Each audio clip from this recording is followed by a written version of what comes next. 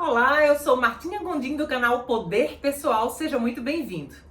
A condição de trabalhar em casa, se não for muito bem administrada, pode funcionar como uma armadilha para o sono, para o corpo, para a saúde e principalmente para a produtividade. No vídeo de hoje nós vamos falar sobre 10 diferentes dicas de como desenvolver um trabalho produtivo e prazeroso em casa. Eu sou cirurgiã dentista de formação, mas há 21 anos eu abracei para minha vida uma atividade autônoma, independente, com atividade em casa. Então, com a experiência de 21 anos trabalhando em casa e agora adaptada para a situação de pandemia, eu quero compartilhar com você essas dicas que eu tenho certeza que vão valer a pena. Então, vem comigo. Se você ainda não é inscrito no canal, eu já te peço. Se inscreve no canal, ativa as notificações para receber a informação dos próximos conteúdos e já dá o seu like agora, já diz que gostou. Se ao final do vídeo você achar que não foi válido, você tira seu like. Mas se ao final do vídeo você gostar das informações, achar que foram relevantes, você compartilha com mais alguém que certamente está meio atarefado, atarentado em casa sem saber nem por onde começar, não está produzindo e está frustrado por causa disso. Então vamos lá? Vamos ao vídeo sobre 10 dicas diferentes de como desenvolver em casa um trabalho produtivo e prazeroso.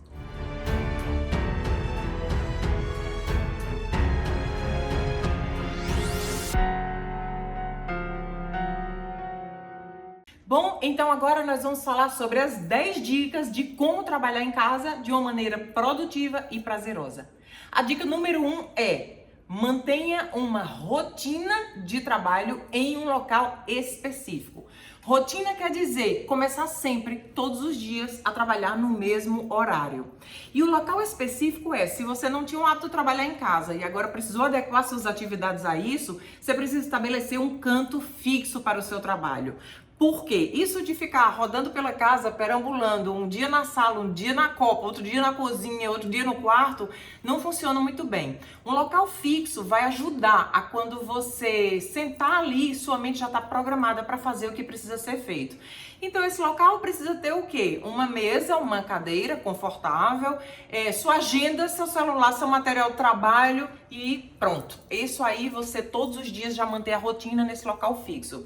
Esse aqui, por exemplo, é o meu local de trabalho, meu escritório em casa. Como eu mencionei para você, há 21 anos eu abracei uma oportunidade para a minha vida de uma maneira autônoma. Então aqui, quando eu fecho essa minha porta, eu já sei, a minha mente já está programada para fazer o que precisa ser feito, a atividade.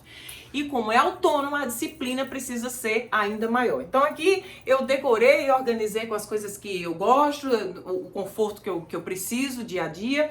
E sempre os reconhecimentos, os troféus, a empresa que eu escolhi trabalhar junto a ela de uma forma independente, é uma empresa que reconhece muito, principalmente financeiramente, mas ela reconhece dando suporte a todos nós, marcando cada passo que a gente avança no plano de carreira que ela oferece, ela sempre reconhece com os troféus e incentiva, e isso é muito bacana. Mas, olha só, eu quero compartilhar com vocês isso aqui. Isso aqui é a minha mesa de trabalho. Quando eu chego aqui para trabalhar de manhã, ontem à noite, quando eu concluí a atividade, eu já deixo a mesa organizada, o local organizado. Somente já tive aqui antes para colocar a minha bebida, porque agora vai começar o que precisa ser feito. Mas o fato de você deixar tudo organizado na noite anterior facilita demais quando você chega de manhã, principalmente parte até da agenda, do planejamento das coisas que precisam ser feitas hoje já estabelecidas. Então você começa o dia já com vontade, porque tá tudo organizado e já mão na massa o que precisa ser feito. Bom, segunda dica é você se vestir para o seu trabalho. Existem muitas controvérsias a respeito de como se vestir para trabalhar em casa.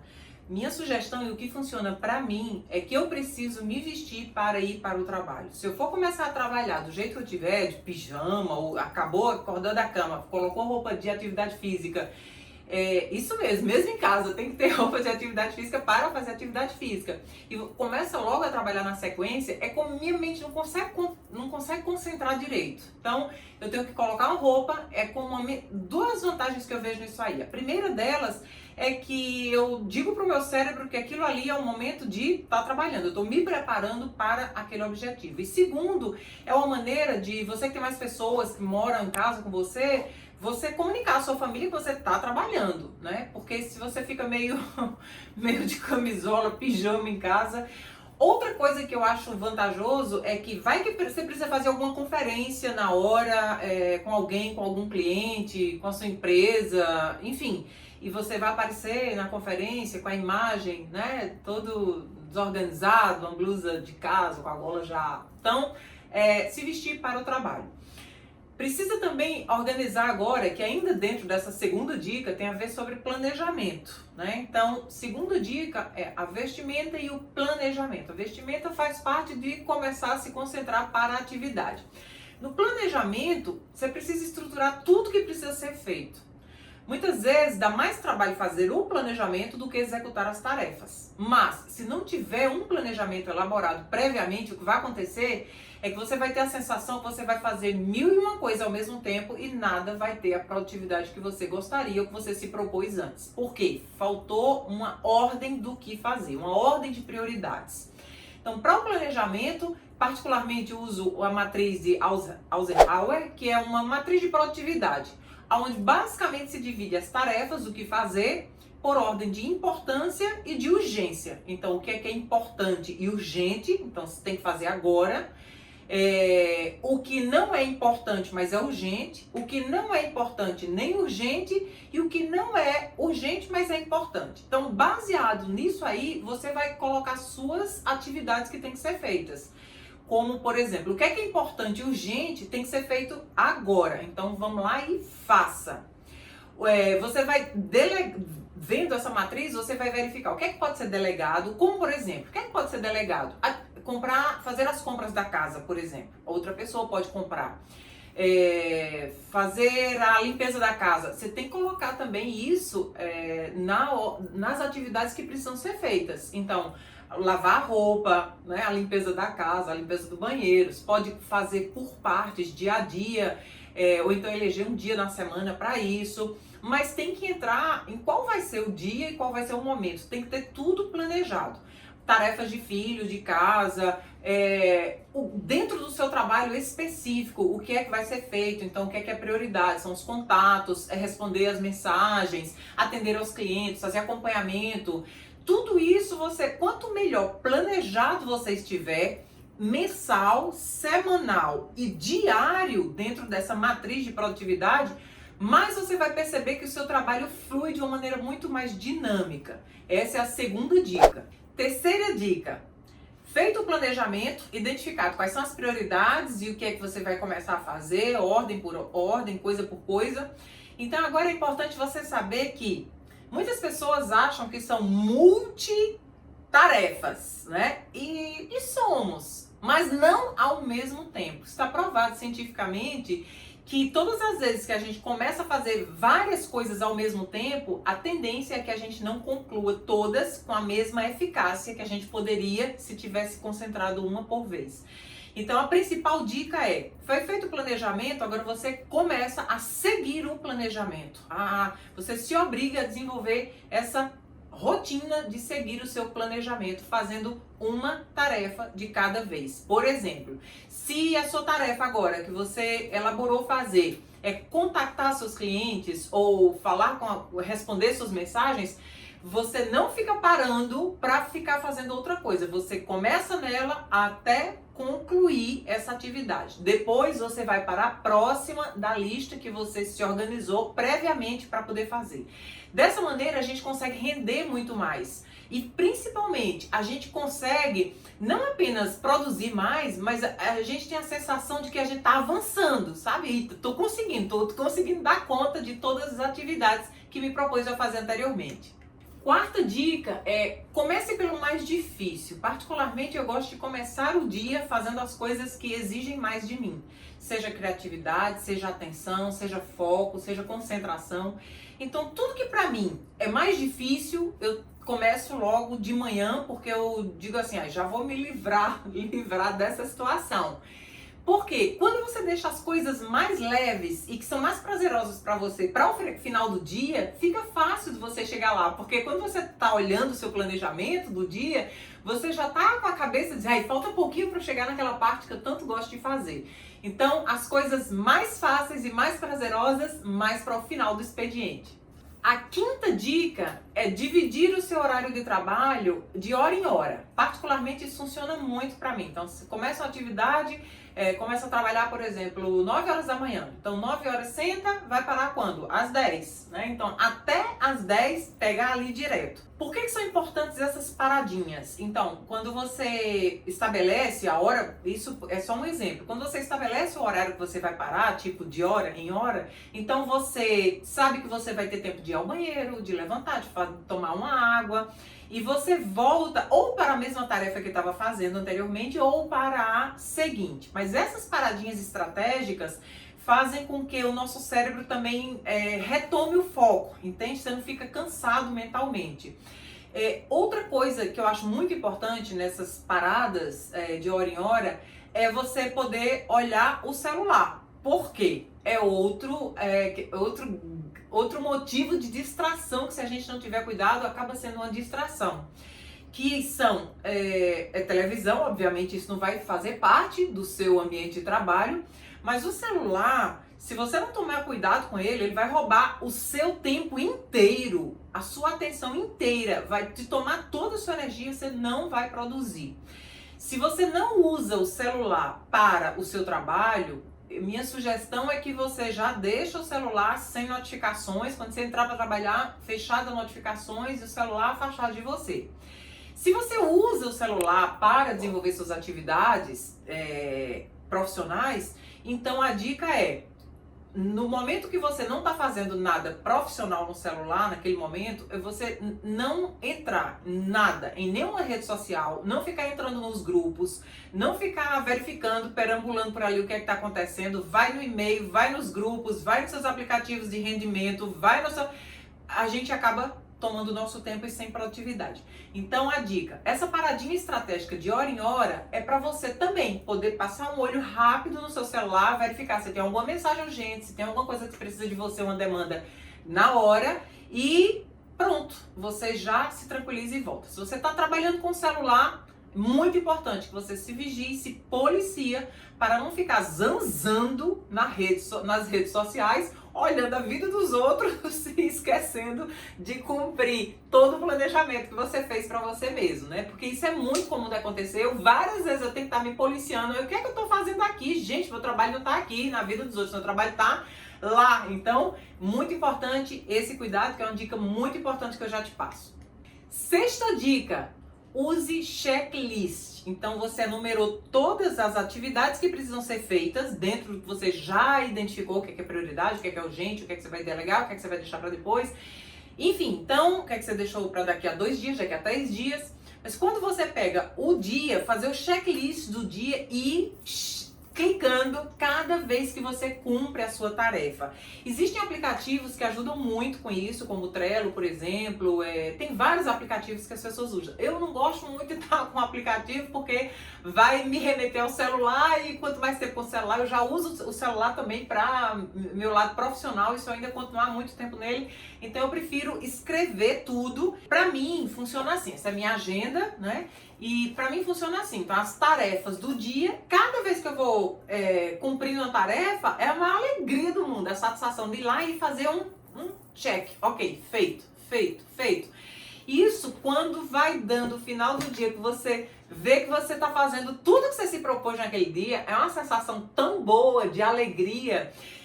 E o que é que pode acontecer? Se você não concluir as tarefas, acabou o dia, você fez tudo o que podia fazer, cumpriu o seu horário todo de trabalho, mas você não cumpriu todas as tarefas, primeira coisa que a gente tem que fazer, dia seguinte, começar para aquelas tarefas que não foram terminadas hoje.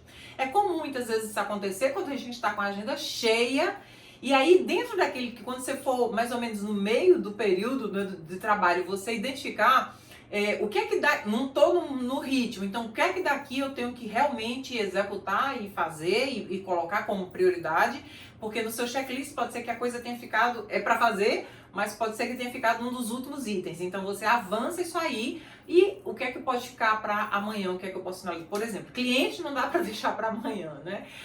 Responder as mensagens de clientes, contactar clientes, fazer nova prospecção, não dá para deixar para amanhã. A gente tem que cumprir essas coisas ontem. E aí, obviamente, são coisas, mas isso da gente ir marcando o checklist ajuda demais a gente saber que tá cumprindo a atividade, o sentimento que a gente tem de realmente estou produzindo, estou avançando, estou fazendo, e o bem-estar que isso dá motivo para que a gente possa continuar fazendo mais e mais. A 7ª dica é cuidado com sua alimentação e hidratação.